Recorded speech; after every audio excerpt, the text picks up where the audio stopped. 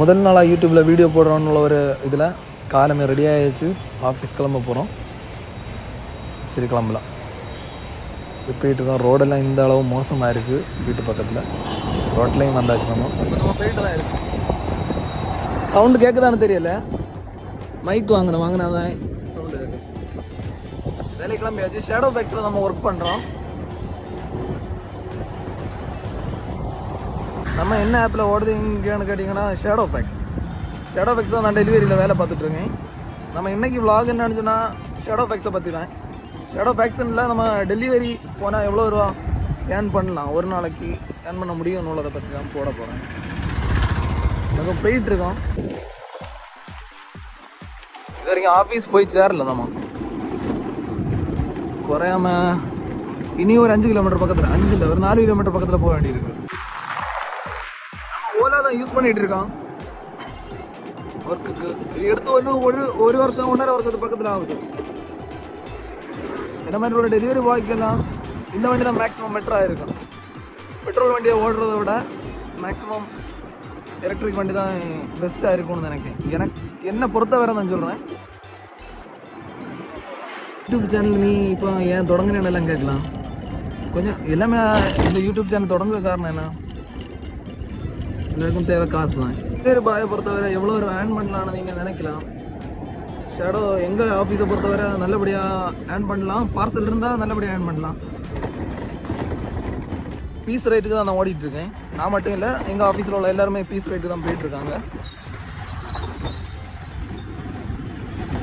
இன்றைக்கி எவ்வளோ ஆர்டர் எடுக்கிறோம், எவ்வளோ பார்சல் கொடுக்குறோன்னு உள்ளதை பற்றி என்னென்னு போடுறோம் உங்களுக்கு.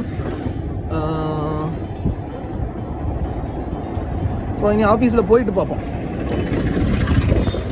ஆஃபீஸ் எங்கே இருக்க பார்த்தீங்கன்னா இதுதான் ஐரேனிபுரம் சர்ச்சு.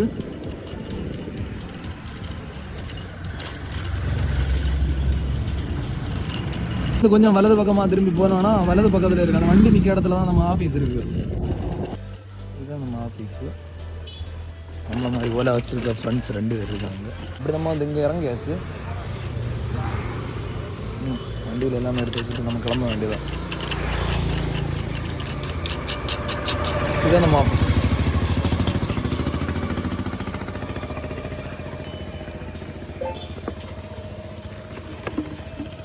நம்ம வந்தாச்சு நண்பர்களே. இதுதான் நம்ம ஆஃபீஸில் உள்ள நம்ம ஸ்டாஃப். என்ன போல ஒரு ஸ்டாஃப், ஆனால் சீனியர் வேறு. இது நம்ம புதிய ஸ்டாஃப் அதான் படுத்துருக்காரு. ஆஃபீஸில் லோடு வரல இது வரைக்கும். இதுவும் நம்ம சீனியர் ஸ்டாஃப். மற்றபடியாக லோடு வந்திருக்கு. எல்லாமே பிரிக்க வேண்டி அப்படியே உட்காந்துருக்கோம். நானும் சேர்ந்தேன், எல்லாருமே சேர்ந்து அப்படியே உட்கார இருக்கோம். இது என்னென்ன பார்த்தீங்கன்னா நம்ம ஆர்டர் இன்றைக்கி பிக்கப் போட்டிருக்கோம். ஒரு 9 பிக்கப் இருக்குது. நம்பர் ரோட்டில் ஒரு 9 பிக்கப் இருக்குது. ஏன்னா அசைன் பண்ணிக்கிறாங்க. அப்படியே நம்ம பார்சல் எடுத்தாச்சு. நம்ம ஆஃபீஸில் வந்து கிளம்ப போகிறோம். டைம் ஒரு 11 மணிக்கு மேலே ஆயிடுச்சு. இன்றைக்கி லோடு கொஞ்சம் கம்மி, பிரச்சனை இல்லை. ஒரு 40 பார்சல் பக்கத்தில் இருக்குது. கிளம்ப போகிறோம். ஐயோ,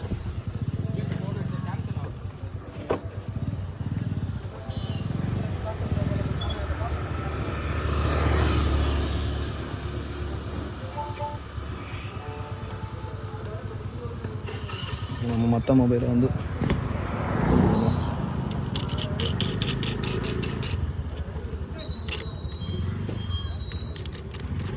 அந்த மாதிரி ரைடர் எல்லாம் கிளம்பியாச்சு. அவங்களும் கிளம்பியாச்சு எல்லோரும். ஸோ இனி வேலையை பார்க்க அப்படி ஹோல்டர்லாம் மொபைலை செட் பண்ணியாச்சு.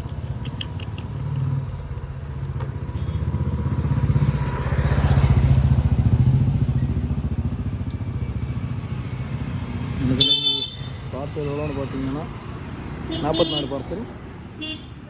இதில் வந்து பிக்கப் எல்லாம் சேர்த்து தான் இருக்குது. 4 பார்சல். ஓகே, ஸ்டார்ட் பண்ணலாம். சரி, இப்படியே நம்ம ரூட்டு கிளம்பியாச்சு. ஆஃபீஸ்லேருந்து கிளம்பியாச்சு. போயிட்டுருக்கோம். ஃபஸ்ட்டு பார்சல் கொடுக்க வேண்டியதான். 44 பார்சல் டெலிவரி பண்ண வேண்டியது. இந்த ஃபஸ்ட்டு பார்சல் வந்து ரிட்டன் எடுத்திருக்கோம். இந்த ஐட்டம் தான் இதை எடுத்துருக்கோம். அப்படியே நம்ம நம்ம ரூட்டு ஸ்டார்ட் பண்ணியாச்சு. ஒரு பார்சல் கொடுத்தாச்சு. இனி ஒரு 40 பார்சல் பக்கத்தில் இருக்குது. எல்லாமே கொடுத்துட்டு முடியும் போது ஒரு வீடியோ போடுறோம்.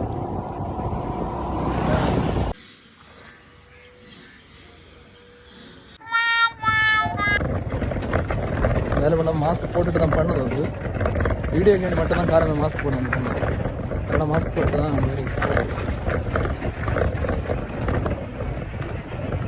நம்ம லாஸ்ட் ரூட்டில் பேசியிருக்கோம். இன்னும் ஒரு 4 பார்சல் வரும்.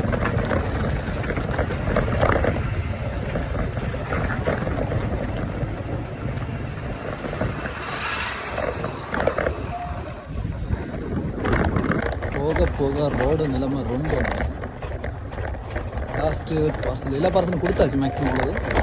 இது நம்ம கொடுக்க வேண்டியது ஒரு 2 பார்சல் பக்கத்தில் தான் இருக்குன்னு நினைக்கிறேன். 4 பார்சல் பக்கத்தில் தான் இருக்குது.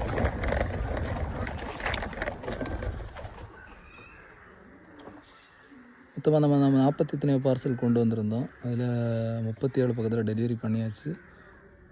3 ரிஜெக்ட் ஆகிருக்கு. 4 தான் இனி கொடுக்க வேண்டியிருக்கு. ஹலோ அக்கா மிஸ் ரெடியே வாங்க அக்கா. நான் அதை வந்தேன். சரி உடனே. அதுவும் இல்லாமல் பீஸ் ரேட்னு சொல்கிறது வந்து ஒரு பீஸுக்கு வந்து 18 ரூபா வச்சு தருவாங்க. இன்சென்டிவ் எக்ஸ்ட்ரா ப்ளஸ் எல்லாம் சேர்த்து நமக்கு ஒரு 20 ரூபா கிடைக்கும் பெர் டேனா. டெய்லியும் அதுதான் அந்த ஒரு ஸ்கீமில் தான் ஓடுறோம்.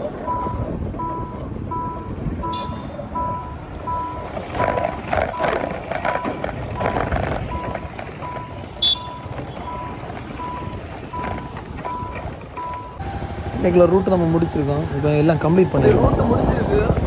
நம்ம ஒரு 11 மணி டைமில் ரூட்டுக்கு கிளம்புறோம். இப்போ கரெக்டாக வந்து ஒரு 3 மணி இருக்கும். 3 மணிக்கு ரூட்டு முடிஞ்சு நம்ம ஆஃபீஸ் போயிட்டுருக்கோம். திரும்ப ஃபுல்லாகவே கம்ப்ளீட் ஆச்சு. அதனால் நம்ம இப்போ ஆஃபீஸ் போயிட்டுருக்கோம். இனிமேல் நேரே ஆஃபீஸ் தான் போயிட்டுருக்கோம். சரி, ஆஃபீஸில் போயிட்டு போவோம். நம்ம ஆஃபீஸில் வந்தாச்சு. நம்ம எல்லாமே க்ளோஸ் பண்ணியாச்சு. இப்போ வந்து நான் என்ன காட்ட போகிறேன்னா, நம்ம ஏர்னிங்ஸ் இன்றைக்குள்ளது இன்றைக்கி காமிக்க, நாளைக்கு தான் காமிக்கும். இது வந்து நேற்றுக்கு நான் ஏர்ன் பண்ணது. 44 பார்சல் கொடுத்துருக்கேன். 917 ரூபா கிடச்சிருக்கு. எக்ஸ்ட்ரா ஒரு பெரிய பார்சல் கொடுத்தா அதுக்கு ஒரு 50 ரூபா கிடச்சிருந்து. இதில் வந்து முன்னாடி உள்ள நாளில் உள்ள ஓடினது. டோட்டலாகவே ஏர்னிங்ஸ் எல்லாம் டெய்லியும் பார்க்க முடியும் நமக்கு. இது வந்து போன வாரத்தில் வந்து நான் மொத்தமாக ஓடினது. போன வாரத்தில் கம்மியான பார்சல் தான் உண்டாயிருந்தது. இது வந்து நம்ம வார ஏர்னிங்ஸ் ட்ரான்சாக்ஷன் நடந்தது வந்து ஹிஸ்ட்ரி, அது நம்ம பார்க்கலாம்.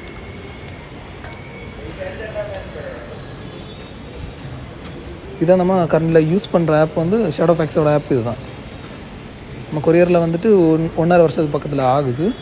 இதான் என்னோடய ஐடி.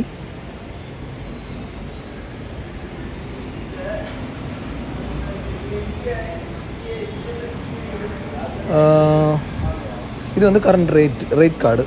நமக்கு ரேட் கார்டு எவ்வளோ ரூபா அந்த ஒரு இதை வந்து நமக்கு இதில் பார்க்கலாம். இதில் வந்து ஷேடோஃபேக்ஸ்லேயே வந்து நமக்கு வந்து ஃபுட் டெலிவரி ஆப்ஷன் இருக்குது. நம்ம தமிழ்நாட்டுக்குள்ளே கிடையாது, கேரளா சைடில் இருக்குது. மற்றபடி மற்ற டிஸ்ட்ரிக்டில் எல்லாம் இருக்குதுன்னு நினைக்கிறேன், தெரியல. நம்ம கன்னியாகுமரிக்கு கிடையாது, கன்னியாகுமரியில் இல்லை. மற்றபடி வேறு டிஸ்ட்ரிக்டில் இருக்குது. அதுவும் இல்லாமல் கேரளா சைடெல்லாம் இருக்குது. இதில் வந்து ரேட்டு வந்து பார்சலோட ரேட்டும் அந்த ஃபுட்டோட ரேட்டும் கொடுத்துருப்பாங்க. இதை நம்ம யூஸ் பண்ணுற ஆப்பு. இப்படி நல்லபடியாக ரூட்டு முடிச்சாச்சு. ரூட்டு முடிச்சு தான் நிற்கும். அந்த எவ்வளோ ரூபா ஒரு நாளைக்கு ஏர்னிங் பண்ணலான்னு உள்ளதெல்லாம் வந்து நான் இதில் வந்து வீடியோவில் ஜாயின் பண்ணியிருக்கேன். அதையும் பாருங்கள். ஸ்விக்கி மாதிரி தான் கொரியர் மட்டும் கொடுக்கணும் அவ்வளோதான் பேர். அது வந்து நம்ம ஃபுட்டு கொடுக்கணும். இது வந்து கொரியர் பார்சல் கொடுக்கணும். இன்றைக்கி குறையாமல் ஒரு 800-850 ரூபா பக்கத்தில் கிடச்சிருக்கும். என்றைக்குமே எப்படி கிடைக்கும் இல்லை, பார்சல் அதிகமாக வரும்போது நமக்கு அதிகமான பேமெண்ட்டும் கிடைக்கும். சரி, இனி அடுத்த விளாக்களோட பார்ப்போம். இல்லை, இது வந்து நான் ஷேடோஃபேக்ஸில் ஒர்க் பண்ணுறதை மட்டும்தான் போட்டிருக்கேன். அதோட ரேட்டு என்ன, எவ்வளோ ஏர்னிங் எடுக்க முடியுது, எவ்வளோ ரேட்டு, அதை பற்றி எல்லாம் தான் போட்டிருக்கேன். இந்த வீடியோ உங்களுக்கு பிடிச்சிருந்தா இந்த சேனலுக்கு சப்ஸ்கிரைப் பண்ணுங்கள். நெக்ஸ்ட் வீடியோவில் பார்க்கலாம். Thank you guys.